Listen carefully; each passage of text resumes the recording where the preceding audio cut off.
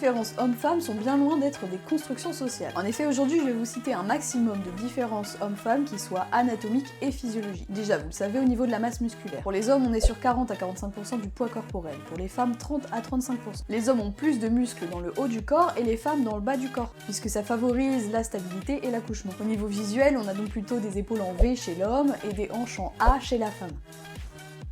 Oh merde. Oui, parce qu'en fait, la nuit, je le mets à l'envers, sinon il fait peur. Au niveau du système osseux, la densité osseuse est plus élevée chez les hommes que chez les femmes. On peut le voir notamment au niveau du crâne. Chez les hommes, on a une arcade sourcilière qui est plus marquée, un menton plus large et une mâchoire bien carrée, comme lui.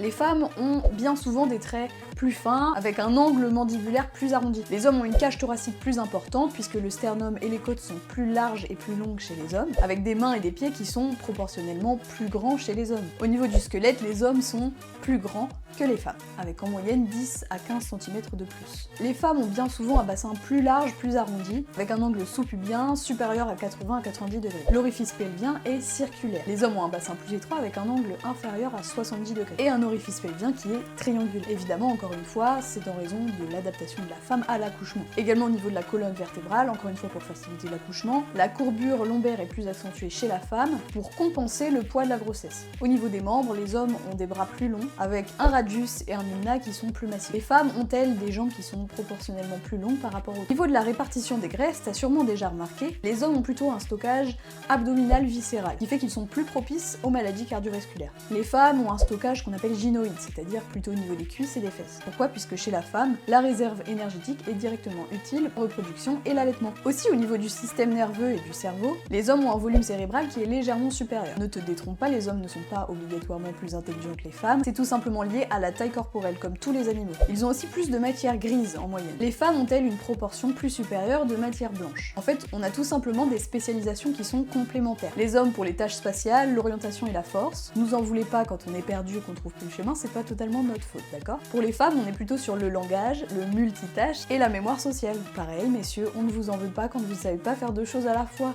C'est pas tout à fait de votre faute. Il n'y a pas du tout de hiérarchie, en fait, il y a plutôt différentes optimisations.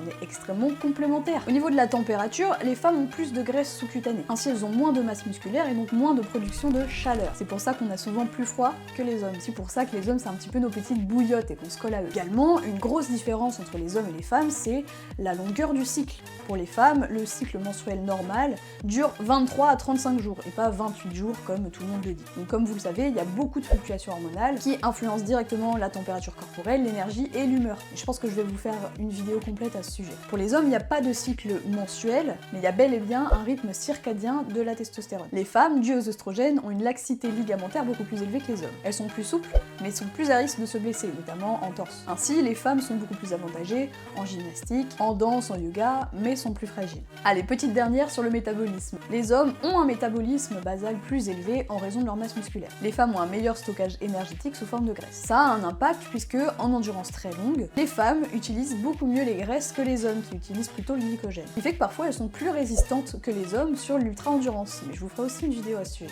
Au niveau des os et des articulations aussi. Bref, il y a encore des dizaines et dizaines de différences, juste pour te dire qu'il faut vraiment célébrer ces différences. Les hommes et les femmes, c'est comme le yin et le yang, ok? On est vraiment complémentaires. En tout cas, au niveau anthropologique, je trouve ça hyper intéressant. C'est ça qui fait la beauté de l'être humain. Bon, en tout cas, si tu t'abonnes, je te dis à bientôt, et puis si on ne se revoit pas, je te dis ciao.